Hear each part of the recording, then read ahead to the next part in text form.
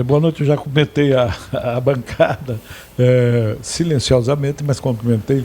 Mas eu quero comentar o telespectador e dizer que eu acho que tem situações que a gente tem que colocar, pelo lugar, o coração, o bom senso, a piedade.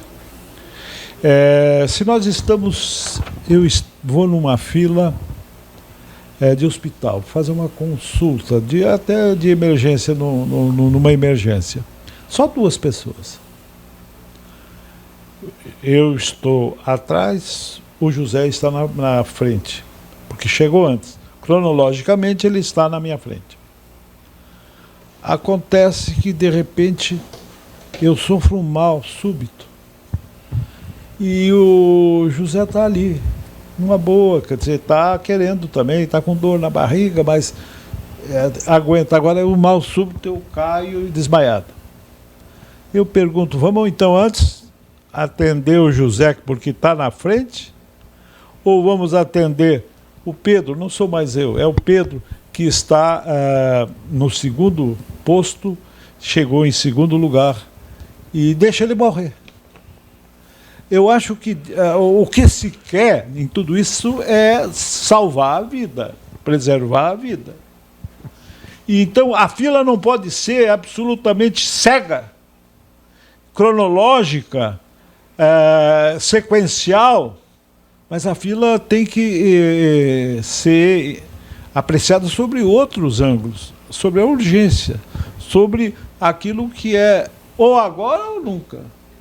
Ou eu sei, o Faustão, não vou defender, não é o Faustão que me passa, qualquer um. O Faustão poderia ir comprar um coração nos Estados Unidos por alguma coisa, uma referência, 8 milhões de reais, coisas assim. É 1.662 milhões, 1.662 mil reais, que equivale a 8 milhões e pouco de 1 milhão de dólares, 1.600.000 e pouco, que equivale a 8 milhões e 100. Aí surgiu uma impossibilidade, ele não podia voar de avião. O coração não podia vir de lá. Então ficou esse dilema. Deixa o homem morrer ou salvo a pessoa? Não importa aqui quem seja. Pode ser Pedro e João, qualquer nome que você quiser, qualquer pessoa. A gente tem que agregar a uma análise da fila, da sequência, um outro elemento, um elemento urgente, um elemento que desestruturador da fila, mas que a finalidade é uma só, salvar a vida. Agora, se estiver os dois na mesma circunstância, na mesma urgência, o que está na frente tem que andar na frente. Mas você vê que tem que se estabelecer uma igualdade, uma suposta igualdade. Mas a médica, Mirella, explica ali a complexidade que é isso. Porque tem que ser o mesmo, o sangue tem que ser compatível, tem uma série de fatores. Não, eu estou aqui colocando que eu não vejo aqui fura-fila. Eu vejo uma necessidade imediata, que antecipa. Imediata, vida ou morte. O tratamento. Então, quer dizer, eu vejo que não se pode, assim, condenar alguém por ter dado um passo necessário, indispensável, eu diria assim, vital, né? Se não fizesse isso, possivelmente, segundo consta da complexidade que a médica e a notícia, o cenário nos ofereceu, no sentido de que a urgência era, se não houvesse essa emergência, seria fatal, seria a morte. Será que era isso que a gente queria? Só porque é rico, porque é pobre, não importa. Aqui a gente abstrai tudo o supérfluo e coloca a condição humana. E a condição humana, no meu entender, ele, segundo o que a gente viu, eu não sou médico para fazer avaliação, mas segundo o testemunho de quem entende, que são os médicos, eles colocaram essa prioridade. Então, a gente tem que aprender a analisar na complexidade do fato, né? Em todas as circunstâncias, todos os detalhes, porque a gente não pode chegar assim às cegas e jogar o malho da gata cega, quer dizer, para ver se pega em alguém, se pega na lâmpada, se pega na luz. Eu acho que tem que ter racionalidade. A razão é fundamental no convívio social. A racionalidade é, por enquanto, um atributo do ser humano.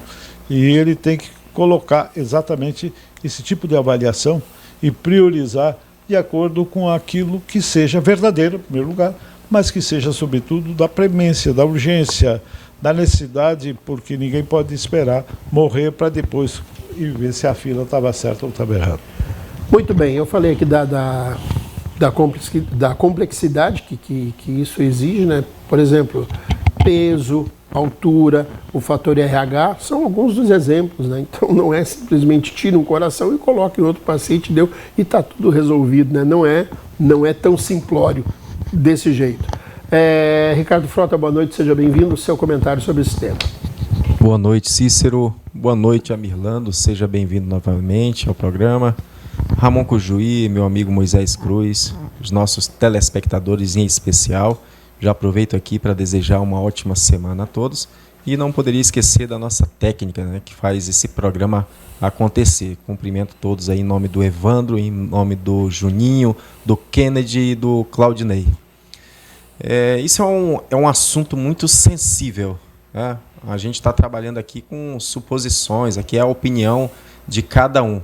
A gente não tem, o que a gente tem informações de uma pessoa técnica, né? Mas a gente sabe que até os médicos têm divergências.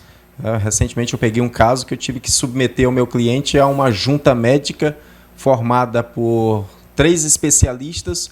Dentre esses 3, 2 votaram num sentido e o outro no outro sentido. Então existe a divergência, inclusive na medicina. Agora, é uma preocupação. Não poderia. A gente faz a seguinte pergunta: se não fosse o Faustão, fosse qualquer cidadão que tivesse na mesma situação que ele, mas não fosse o Fausto Silva, teria tido esse atendimento, essa celeridade na questão desse transplante? Então é uma indagação válida. Se o órgão atendesse todas as regras, mas Ricardo, aí é que está. A gente sabe que o poder aquisitivo ele pesa muito. A gente não pode simplesmente colocar uma venda nos olhos e achar que o dinheiro não faz a diferença no nosso país. País que é conhecido lá fora como o país da corrupção. E a corrupção está entranhada em todos os lugares, seja na saúde, seja na política, seja no judiciário, no legislativo, em tudo. Ela está enraizada na cultura do brasileiro. Então a gente achar que isso não pode acontecer, não, porque existe uma fila que misteriosamente essa fila, o Faustão foi atendido, porque então isso vai gerar. Não tem como a gente aqui fingir, a gente achar que isso não vai gerar uma insatisfação e uma indignação na população. Quantas pessoas não morrem na fila de espera antes de ser atendido? Quantas pessoas não estão ali lutando por um parente que aguarda por um transplante de coração ou de outro órgão, de outros órgãos? Então, realmente, a minha avaliação é essa. Volto a dizer, esse é o meu ponto de vista. É o meu ponto de vista. Cada um aqui vai pensar diferente, é válido. Aliás, esse é o objetivo do programa, é que cada um dê a sua ideia, dê o seu ponto de vista. Então eu vejo que a indignação da população, e eu percebi isso nas redes sociais, é exatamente essa. Poxa, se fosse uma pessoa pobre, estaria tendo esse atendimento tão rápido, tão célere. É preocupante. A fila do SUS, a gente sempre fala, deveria, em tese, deveria ser séria, independente de você ter plano particular de saúde ou não, a fila do SUS é uma só, em caso de transplante. Então, em tese, mesmo você tendo dinheiro ou não, não importa, você tem que aguardar. Você teria que aguardar o momento, aguardar a compatibilidade, aguardar as nuances que cada caso requer e aí sim receber o seu órgão. Então, acho que é uma preocupação, volto a dizer, não estou repudiando, acho que o cidadão, o Faustão, antes de tudo, ele é um ser humano. Ele é um ser humano. Só que a gente tem que alertar, a gente tem que acender o nosso alerta para ver se não está acontecendo uma situação de corrupção. Porque, para mim, alguém que avança, que fura a fila, para mim isso é uma corrupção. Não estou aqui, volto a dizer, não estou dizendo que isso aconteceu. A gente está trabalhando com possibilidades. E aqui eu estou ventilando uma possibilidade que pode acontecer. E isso gerou uma insatisfação numa grande parte da população. Nas redes sociais está muito claro. Então eu acho que tem que ter mais transparência. É estranho, o que é estranho do nada, a Faustão apareceu aí com problema cardíaco, aí pouco tempo depois está aí, foi feito o transplante.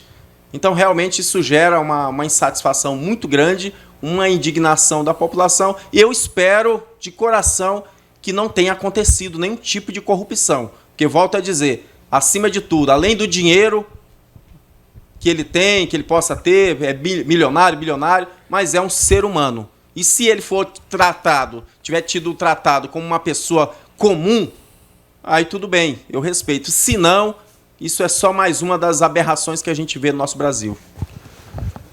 Ricardo, o que eu posso dizer para você é que a rede social ela é virada em lacração, né? Ramon, boa noite, seja bem-vindo ao seu comentário.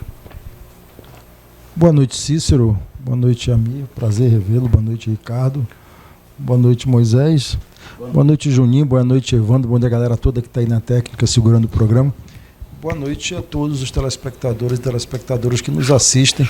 E antes de começar a minha fala, eu quero aqui registrar um aniversário muito especial no dia de hoje. A Central Única dos Trabalhadores, na data de hoje, completa 40 anos, a 5ª maior central sindical do mundo, e não haveria avanço para os trabalhadores nos últimos 40 anos se não fosse a ação da CUT e daí as mais de 3.000 entidades vinculadas à entidade. Viva a CUT, vida longa a CUT. Então os companheiros estão tudo comemorando hoje. Hoje é vida longa a CUT. Aos companheiros. Os companheiros da CUT hoje, os trabalhadores, não só os companheiros, mas os trabalhadores do Brasil. Mais de 28 milhões de trabalhadores na base da Central Única dos Trabalhadores. Parabéns à CUT, parabéns à classe trabalhadora brasileira. Parabéns. Me associo. Muito bem. Depois dos seus parabéns, enquanto eu pego uma água do Juninho aqui, porque eu estou precisando de uma... Juninho, por favor, pode trazer, não tem problema, que eu estou com a garganta seca, pode trazer. Vai lá. Olha só, boa parte dos comentários que foram colocados em redes sociais hoje, na verdade, são um ataque velado ao SUS, né? O Sistema Único de Saúde. O sistema brasileiro de transplante, a tal da fila que se diz, ele é o que é de melhor no mundo. Aliás, o SUS... A arquitetura do SUS é dos 3 melhores sistemas de saúde do mundo, e é público, e é universal. Universal quer dizer que ele atende o mais pobre ou o mais rico, né? Essa arquitetura e essa concepção do SUS ela é fantástica, porque ela é uma concepção republicana extremamente generosa e que alcança todos. A tal da fila do transplante, né, ela tem protocolos. Né? Você faz isso, você faz aquilo. Ela é muito bem organizada. Então, assim, eu duvido muito que tenha havido fura-fila. Eu li várias coisas hoje. Só nesse ano já foram feitos 261 transplantes de coração no Brasil.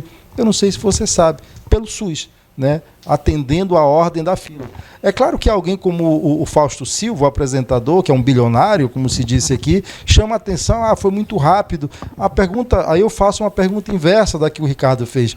Quantas pessoas já não entraram na fila depois, do ponto de vista cronológico, e não foram atendidas, que não fosse Faustão, nesses 261 que foram transplantados só esse ano no Brasil? Então, a gente precisa, em vez de ficar fazendo ilações, né, porque as ilações elas depõem contra as pessoas que agem bem ou contra as coisas boas. Né? Quando você nivela por baixo, você está nivelando. Quando você nivela por baixo, você favorece as coisas ruins. Ora, se há algum indício, né, de fura-fila, que se investigue, que se puna. Né? Fazer ilação é muito irresponsável, ainda mais com um sistema que ele é muito transparente. Outra coisa, o Faustão, estava todo mundo de olho, né? Ia ser assim um negócio mais absurdo do mundo. Mas se há suspeita, que se investigue, aí vão duvidar de quem está investigando. Eu tenho certeza que o nosso sistema de saúde, a arquitetura dele funciona muito bem, com todos os defeitos que ele tem hoje. Na primeira ponta, que é a entrada, ele atende a maioria da população. Na parte que é eletiva já fica mais complicado, e você começa a ter as filas, né, que é no segundo nível. Nesse nível aí de transplante, é uma fila relativamente pequena. Né? Então você tem procedimentos e protocolos muito bem controlados. Se houve fura-fila, né, é uma coisa, é um ponto fora da curva. Então a gente precisa aí ter toda a calma nessa hora. E olha eu defendendo aqui o Faustão, não. É defender a seriedade com que os profissionais lidam com isso. De outro lado, eu compreendo um pouco o sentimento de algumas pessoas quando acha que o Faustão furou a fila, porque no Brasil, realmente, o poder econômico, não só no Brasil, e vamos parar com essa história de dizer que no Brasil, em todos os lugares do mundo, o poder econômico ele se impõe. Não é no Brasil, não. Em qualquer lugar. Tem gente que tem um espírito de vira-lata, que fala que é aqui no Brasil. Conversa, em todos os lugares do mundo. Não há nenhum lugar do mundo onde o poder econômico, podendo se impor, ele se impõe. É a regra. É a regra desse sistema chamado capitalismo. Então, vamos com calma nessa história. Pode ter acontecido supostamente, claro, no campo da possibilidade, tudo pode. Não, mas, né? Ramon, me dá 15 segundos, porque essa suspeita, entre aspas, que você está falando e que o Ricardo falou, isso aí surgiu da lacração da internet. Não. Escuta, não, porque olha só, Cícero. Isso aí surgiu da lacração. Eu vi de pessoas hoje, né, mas pode ter sido, eu digo, pode, mas então vamos esperar se é isso.